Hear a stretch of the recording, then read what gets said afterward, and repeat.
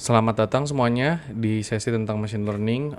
Kali ini di presentasi tugas akhir kita akan menjelaskan machine learning menggunakan optimizer T-Pod dan NIAPI. Di hari ini kita akan membahas beberapa penjelasan. Yang pertama itu apa itu T-Pod, apa itu NIAPI, persiapan pengumpulan data kita, pemrosesan data awal, penggunaan T-Pod dan NIAPI sendiri, dan nanti hasilnya juga akan dijelaskan. Yang pertama, perkenalkan, nama saya Dewi Reza Damar Timuljana dengan rekan-rekan saya Salsabila Yasmin, Tias Nurkumala, dan Dinanti Adila. Untuk sesi pertama ini tentang penjelasan T-Pod akan saya berikan ke kakak Salsabila. Waktu dan tempat dipersilahkan. Baik, untuk yang pertama pada import modul, di sini kami melakukan import dari library untuk mengimport library yang akan kami pakai dalam melaksanakan atau merun algoritma baik processing, T-Pod atau NIAPI.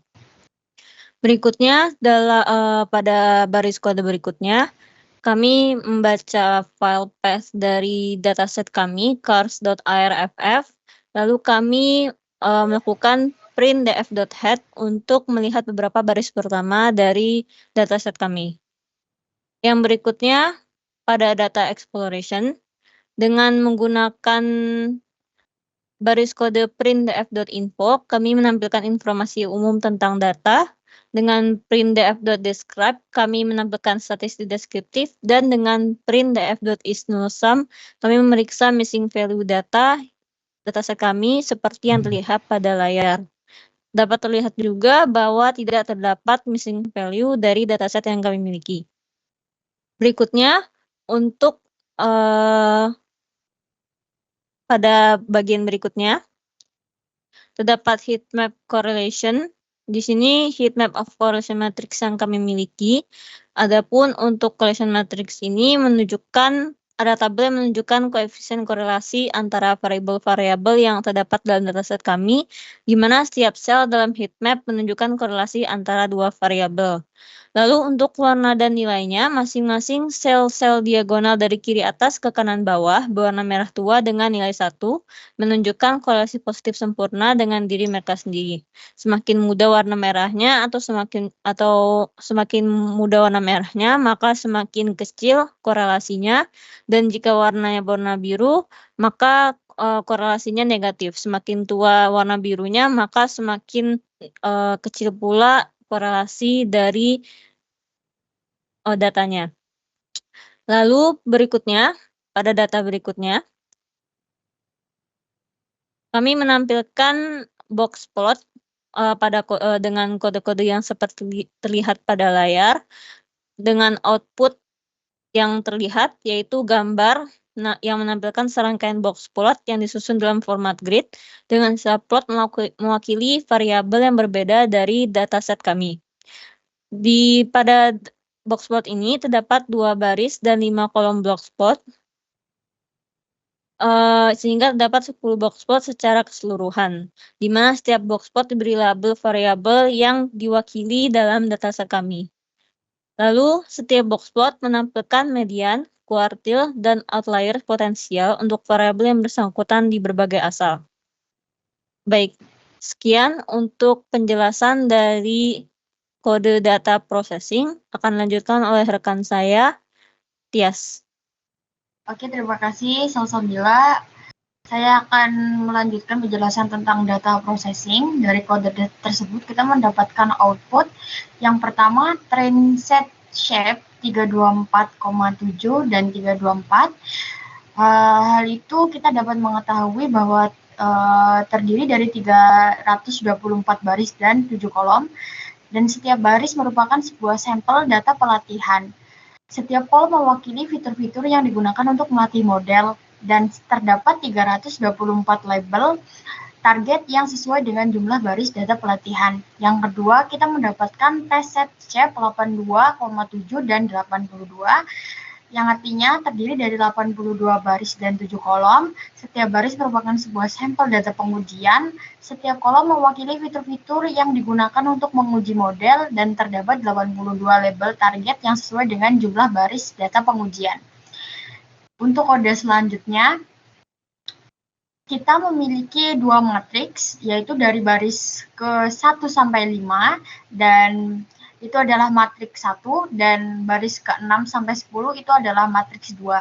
Untuk penjelasannya, kolom ke 1 sampai ke 6 ini berisi nilai numerik yang kemungkinan merupakan fitur dari variabel input dan dataset. Dan untuk kolom 7 sampai 11 ini bernilai biner 0 atau 1 yang menunjukkan one hot encoding untuk kelas atau kategori tertentu. Setiap baris memiliki satu nilai 1 di salah satu kolom. Ini menandakan kelas yang sesuai untuk baris tersebut. Yang kegunaannya adalah data seperti ini umumnya digunakan dalam machine learning untuk klasifikasi, di mana kolom fitur 1 sampai 6 digunakan untuk melatih model dan kolom one hot 7 sampai 11 digunakan sebagai label kelas. Selanjutnya, kami akan masuk ke TPOT. TPOT adalah singkatan dari Tree Based Pipeline Optimization Tool. Ini adalah alat otomatisasi machine learning yang menggunakan algoritma genetika untuk mencari dan mengoptimalkan pipeline machine learning yang dioptimalkan untuk sebuah dataset. TPOT dapat melakukan pencarian secara otomatis terhadap berbagai jenis pemrosesan data, pemilihan fitur, transformasi, pemilihan model, dan hyperparameter tuning.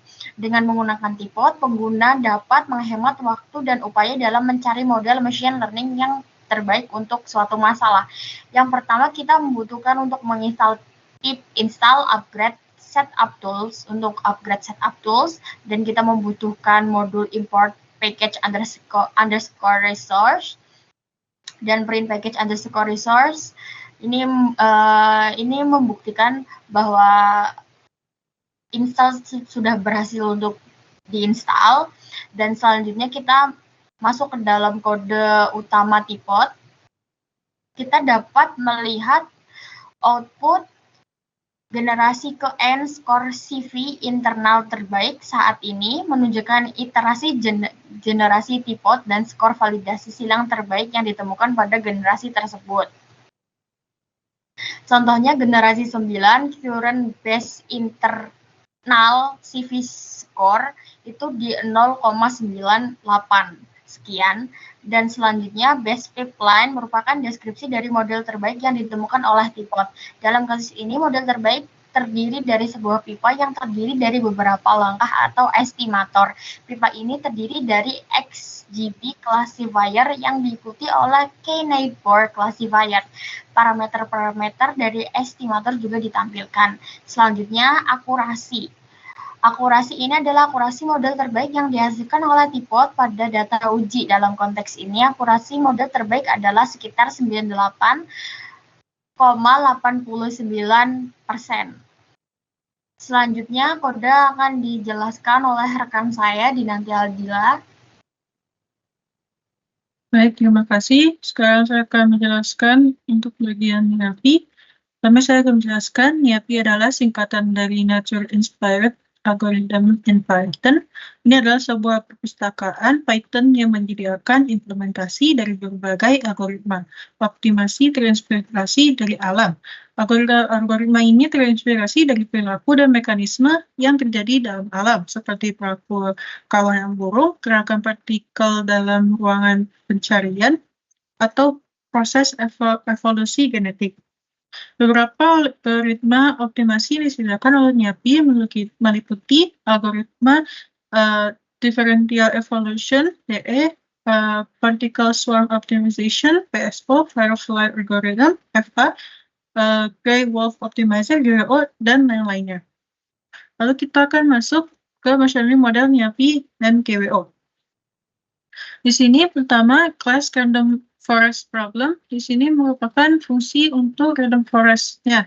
Lalu setelahnya di sini kita mendefine problem untuk dimension dan bound-nya. Lalu next di sini kita membuat problem instance-nya, yaitu menggunakan random forest problem. Lalu setelah kita membuat task, lalu membuat optimizer-nya, yaitu gray wolf optimizer. Lalu selanjutnya kita akan merun optimization-nya. Lalu kita akan mengecek untuk format best solution. Dan kita sini mendapatkan array 14,98 7,03 sekian, dan 0,158 sekian. Lalu selanjutnya kita mengasumsikan base solution ini as a list dari list atau nested array. Di sini lalu kita memprint untuk base parameter yang kita dapatkan. Dan kita dapat menghasilkan base parameter and estimators-nya 14 dan max depth-nya 7. Lalu setelahnya kita akan train final modelnya dengan base parameternya. Lalu untuk hasilnya di bagian evaluation dan summary, di sini kita mendapatkan final model akurasi yaitu 0,84. Dan selanjutnya kita akan print evaluation matrix-nya. Di sini kita mendapatkan missing value in dataset-nya 14, akurasi 0,84 sekian, dan base parameter yang kita dapatkan n estimator 14 dan max depth 7. Perbandingan dari kedua tools yaitu akurasi algoritma dengan menggunakan tipot 0,98 atau 98%, dan akurasi algoritma machine learning GWO algorithm dengan menggunakan IAP yaitu 0,84 sekian atau 24% sekian. Untuk kesimpulan, saya berikan kepada Dali.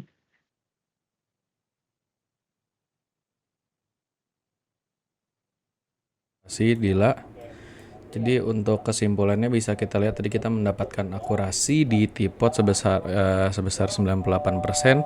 Sementara itu kita juga mendapatkan akurasi di algoritmanya di metodenya API dengan 84%. Jadi dari hasil akurasi ini kita bisa melihat kita mendapatkan hasil yang cukup bagus. Setelah melatih dan menguji kedua model, kita bisa menemukan yang terbaik dan memberikan akurasi tertinggi. Dan hasil evaluasi sendiri mengindikasikan bahwa di sini tipot sangat efektif dalam mengklasifikasikan gambar, angka atau tulisan lainnya. Mungkin itu saja. Sekian. Assalamualaikum warahmatullahi wabarakatuh.